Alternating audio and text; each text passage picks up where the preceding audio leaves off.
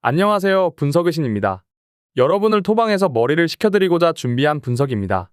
분석 시작 전에 구독과 좋아요는 큰 힘이 되니 구독과 좋아요 한 번씩 부탁드리겠습니다. 모든 경기를 분석하지는 못하니 꼭 알람 설정해 두시고 긴급하게 올라가는 영상에 대한 분석과 정보 및 결과 예측을 놓치지 마시기 바랍니다. 이외 더 다양한 경기의 분석과 결과 예측이 필요하시다면 영상 하단의 고정 댓글에 링크로 연락 주시면 더 많은 도움을 드릴 수 있도록 하겠습니다. 추천 조합은 영상 마지막에 기재해 두었습니다. 첫 번째 경기는 충남 아산과 충북 청주입니다.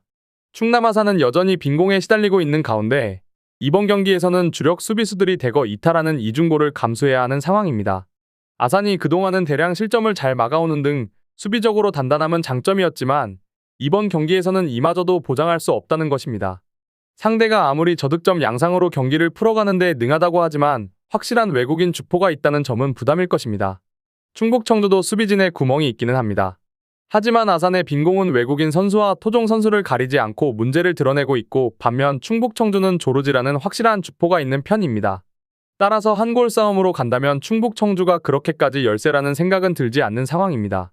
최근에는 후반전에 상대를 좀 몰아붙이는 양상을 보이기도 하는데 이때의 승부를 걸어보는 것도 나쁘지 않습니다. 결론을 말씀드리자면 충북 청주의 승리를 예상하는 매치입니다. 일단 화력에서는 두 팀이 서로 비슷하기는 하나 조르지라는 확실한 믿음을 보여줄 수 있는 선수가 있다는 점이 충북 청주의 플러스 요소라고 할 수 있을 것입니다. 아산은 3백이 모두 이탈하는 이중고도 있는 상태입니다. 물론 충북 청주나 아산이나 다득점과 친하지 않은 것은 사실입니다. 2.5언더로 접근하는 것을 추천드리는 경기입니다. 두 번째 경기는 우크라이나와 북마케도니아입니다. 우크라이나의 단점이라고 한다면 그동안 팀을 이끌었던 베테랑 공격수들이 대거 명단에서 제외되어 버렸다는 것입니다. 이제 공격의 축을 무드릭으로 옮기려는 듯한데 클럽에서도 빠른 스피드 이외에는 장점을 보여주지 못하는 자원이라 걱정이 큽니다. 특히 북마케도니아는 아주 잠그기에 능한 팀이라 온더볼 능력이 좋다고 보기는 어려운 무드릭이 천병 역할을 해줄 수 있을지는 의문입니다. 북마케도니아도 원정에서는 잠그면서 최대한 상대를 곤란하게 만드는 데 주력하고 있습니다. 따라서 득점력을 기대하기는 어렵지만 크랙형 공격수가 없는 팀을 상대로는 실점 억제에 상당히 괜찮은 모습을 보여주는 편입니다. 당장 이탈리아를 상대할 때 보여주는 퍼포먼스는 세계를 놀라게 하기도 했습니다. 일단 우크라이나의 득점력을 감소시키는 것은 가능할 전망입니다.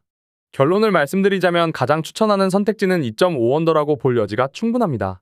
일단 북마케도니아의 잠그기를 공격수들을 대거 제외한 우크라이나가 확실하게 공략할 수 있을지는 의심해야 할 것입니다.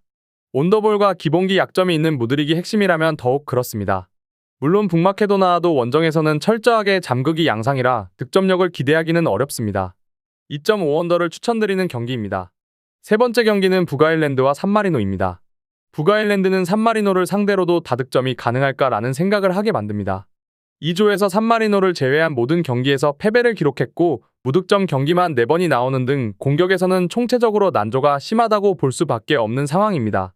물론 산마리노의 공격력은 북아일랜드 정도의 팀이라고 하더라도 위협이 되지 못하는 것이 사실이기는 하지만 북아일랜드도 산마리노보다 아주 조금 더 나을 뿐입니다. 산마리노는 예선이 시작되기 전 예상대로 전패를 기록하면서 이미 예선에서는 탈락해버렸습니다. 다만 그동안 7골은 기본으로 경기마다 허용하던 수비력에서는 개선이 된 모양새입니다. 물론 극단적으로 수비를 하면서 공격수들이 공을 만질 기회조차 없어 아직 갈 길이 매우 멀다는 점은 감안해야 하나 북아일랜드를 상대로는 나름대로 실점을 억제하는 양상은 보여줄 수 있을 수 있습니다.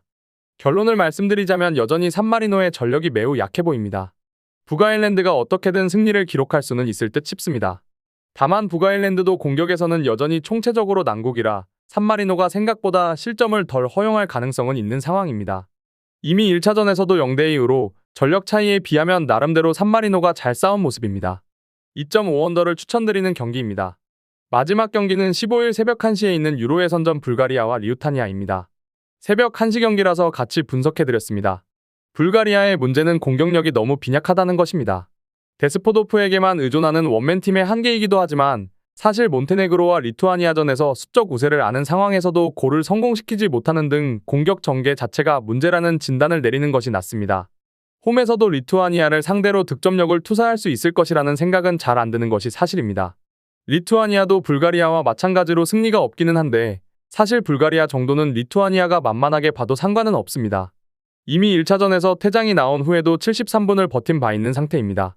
물론 열정적인 홈 관중이 없는 원정에서는 전패를 기록하는 등 홈과 원정 스플릿이 상당히 큰 편이라는 걸 감안해야 하지만 원정에서는 헝가리와 세르비아라는 난적을 만난 게 전부였다는 것을 생각해야 할 것입니다. 결론을 말씀드리자면 2.5언더를 가장 추천하는 매치가 될 것입니다. 불가리아는 그나마 유일하게 리투아니아가 할 만한 상대로 생각할 수 있습니다.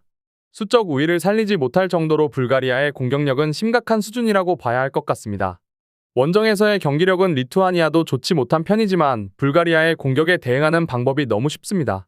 제가 지금 드리는 정보는 초안을 바탕으로 널려있는 뻔한 자료는 다 패스하고 간략하게 설명을 드린 것입니다. 추가적인 조합을 원하신다면 구독과 좋아요를 눌러주시면 감사하겠습니다. 더 다양한 경기에 대한 세부적인 분석과 결과를 궁금하시다면 영상 하단의 고정 댓글을 확인해주세요. 여러분이 건전한 스포츠 문화를 즐기실 수 있도록 항상 최선을 다하도록 하겠습니다. 시청해주셔서 감사합니다.